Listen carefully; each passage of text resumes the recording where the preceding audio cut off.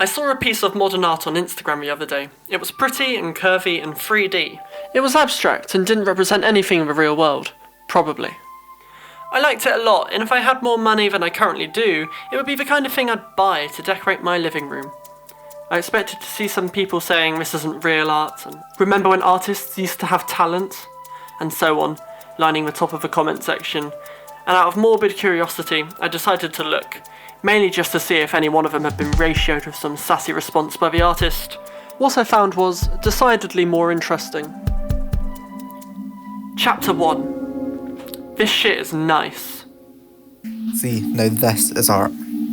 A lot of people talking about you don't get it with modern art. Like, no. It just sucks. This is visually exciting, unique, and clearly took a lot of time and effort to get it where the artist wanted it.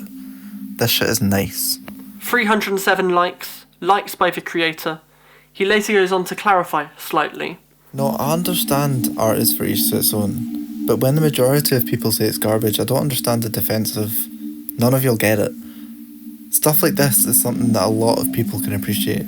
So these two comments, I think, are kind of incredible. They're so concise at making so many arguments and detailing an exact perspective on what this person, let's call him Jimmy, thinks art is. And these comments are what this video is going to be about. I read Jimmy's points as this. What I think is nice is art. What I think is bad is not art. What people think is nice is art. What people think is bad is not art. Art has to be unique. Art has to be visually exciting. Art has to require a lot of effort. Art has to fulfill a vision. So what this comment is doing is drawing a line in concrete for what qualities art must have, in Jimmy's opinion. So let's look at what is on the outside of the line. Something on the outside of the line would be ugly in his eyes. Ugly in a lot of people's eyes. It wouldn't be unique and wouldn't be visually exciting. It would be low effort and not premeditated. Van Gogh was an abject failure during his lifetime. While it's probably not true that he only sold one artwork, it is true that his work was rejected en masse, apart from by a few from the avant-garde. Van Gogh's art was visually exciting at the time, and it was unique compared to his society. Van Gogh's art obviously required effort to make, and I don't feel the need to expand on that one. And it's hard to know whether he fulfilled his own artistic visions, but we can assume that he probably did.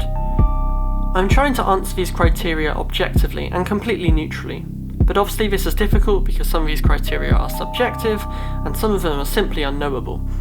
So Van Gogh doesn't fulfill all of these criteria, at least at the time of his life. Therefore, it wasn't art. Yet. As opinion shifts over time, however, Van Gogh starts to tick that final box. This is a really interesting phenomenon to me. Pre-art artworks. Something created in the past for an unassuming future, just waiting for its time to be art when the public is ready to accept it. It's kind of an enchanting, ridiculous idea to consider art in this way. But wait, a question is begged here. The assumption here is that the Overton window of what is considered art only grows over time as people begin to accept different styles and mediums, etc. But if something can become art over the years, can something ever unbecome art? Let's take a moment to consider. Chapter 2. Ugly Renaissance Portraits.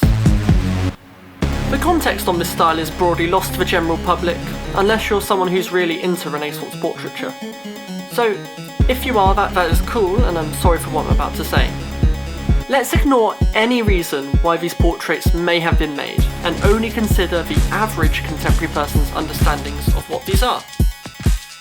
They are ugly. The people in these paintings are literally more unattractive by today's beauty standards than your average fella who showers more than once a week. The colours are dull and visually unexciting, whether this be through aging over time or just the pigments available to the artist. It's pretty clear to see that the colours displayed in some of these paintings are unsaturated, dull, or muddy. Not all of them. Some of the colours look cool, but let's just consider the worst of the worst.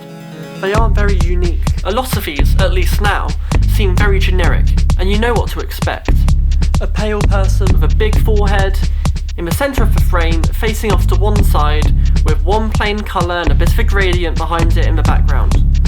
The person is probably wearing their nicest clothes and jewellery.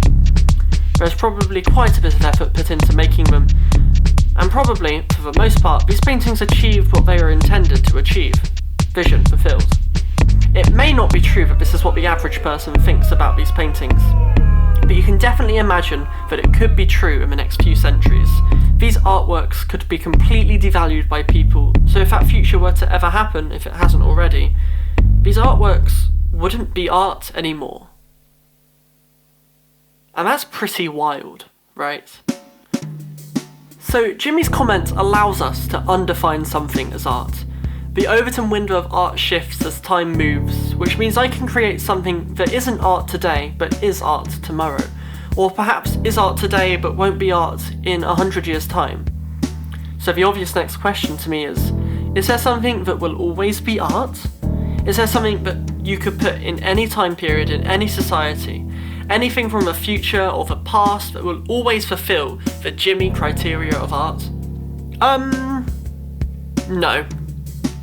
I'm fundamentally uninterested in trying to answer this question in any other way than no.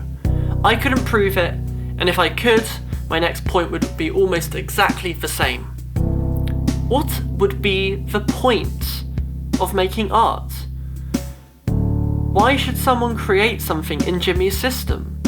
What's the point of making something for it to unbecome art when standards change? In 7 million years, no one will understand Beethoven. Mark Rothko will have 20 billion followers on Instagram. The sun will explode and it will be put in an art gallery. An AI will generate and sell 5 million pieces of art a second to other AIs. Gabby Hanna will still be writing poetry after her brain has been uploaded into a computer.